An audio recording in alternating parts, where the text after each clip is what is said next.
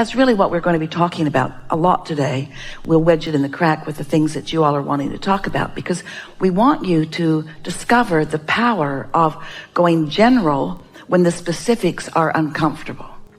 But we also want to say right out here in the beginning of all of this is, let's say that you have been calibrating, and you've been calibrating on some subjects, but something's been stuck in your vibrational craw, and so now you're up against it. And you just sort of kind of have to let it play out. And that's when you dig in and you focus and you make the best of it in the best way that you can.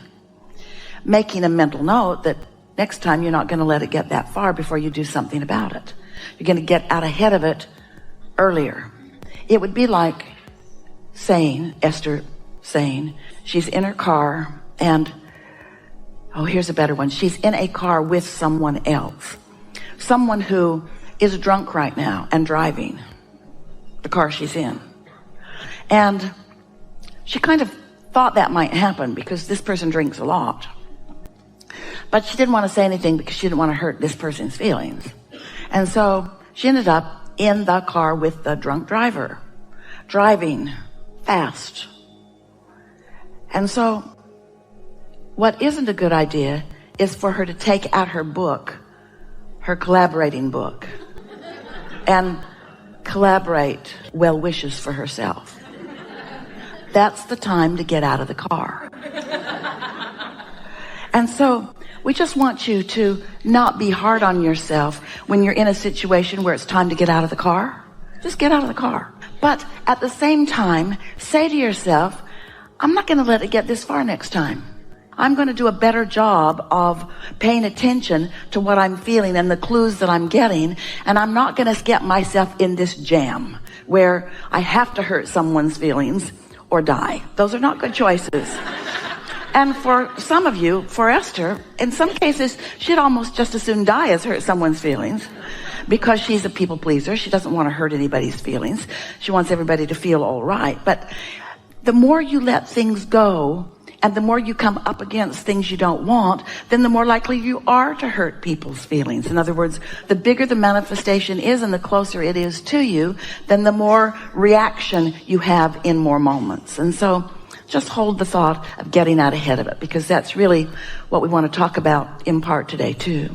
So we just want to set this up very briefly by reminding you that you are more than the bodies that you see, more than who you are sitting in these chairs. You are source energy, and in this body, you are an extension, a physical extension of that source energy. And you're a consciousness that came into this environment for the explicit experience of exploring and finding new desires for you. So we just want to set this up very briefly by reminding you that you are more than the bodies that you see, more than who you are sitting in these chairs. You are source energy, and in this body, you are an extension, a physical extension of that source energy. And you're a consciousness that came into this environment for the explicit experience of exploring and finding new desires for you. So when you are remembering or sensing that you're an extension of that source energy, the thing that we want you to understand about your source, your inner being, your soul, that inner part of you, is that that part of you is pure positive energy.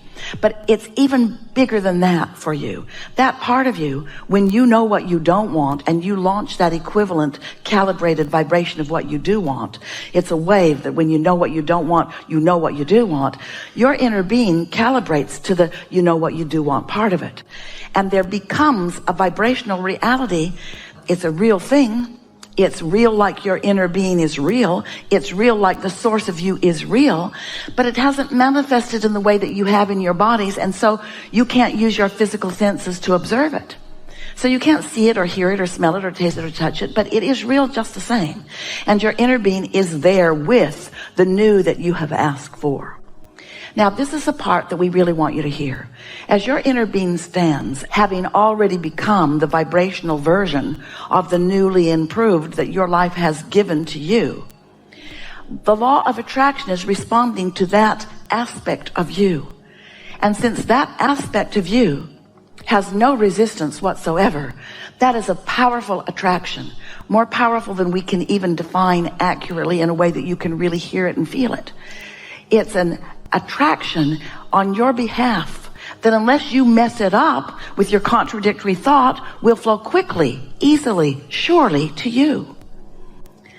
We want you to believe in this process. We want you to know that your inner being is vying for you. But in order for you to consciously do something about that, you have to know that your inner being exists and understand that your inner being is powerfully attracting the cooperative components that you have been asking for on your behalf.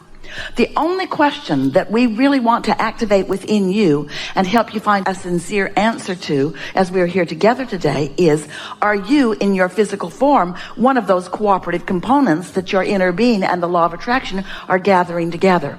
And the answer to that in most cases is no, you are not a cooperative component, not at first.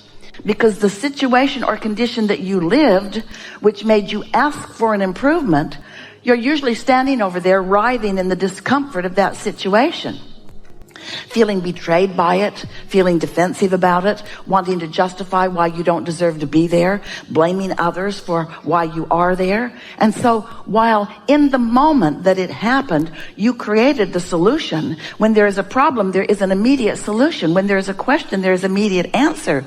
But as humans, you have somehow become infatuated with the problem part of it. And you get defensive and justifying. Your inner being does not do that. So when you let go of your defensiveness and you let go of your justification, then you can become one of those cooperative components, and your life really is beautiful in the way it unfolds. So why would you not do that? Why do you not just immediately let go of it? Because the law of attraction is keeping active within you what's active within you. You're bothered by it, and so the law of attraction brings you more that you're bothered by. Have you ever noticed it? There's somebody in your life that behaves in a certain way and it makes you nuts, and before you know it, there's another one just like that one, and then another one, and you're thinking, what is this? A conspiracy to make me commit murder? What's going on? Why is everybody behaving this way? And we want you to know that you are the common denominator. You are the observer of whatever it is and activating whatever it is, and then the law of attraction is giving you more of that. So you are all wadded up and full of resistance while your inner being is not. And do you know what that feels like? That feels like negative emotion. And the more you want something, the more your inner being is a vibrational match to what you want, and the more you're defensive about not having it, the worse you feel. Esther would say, Abraham, come on over here and complain with me, because I'll feel better if we are not so far apart vibrationally. But we never go. We never calibrate downward. We never calibrate to what is not wanted, ever. Your inner being will not do that. Your inner being is always calibrated to your desire. And you got to find a way to calibrate to your desire too. So that's what we talk about all day, every day.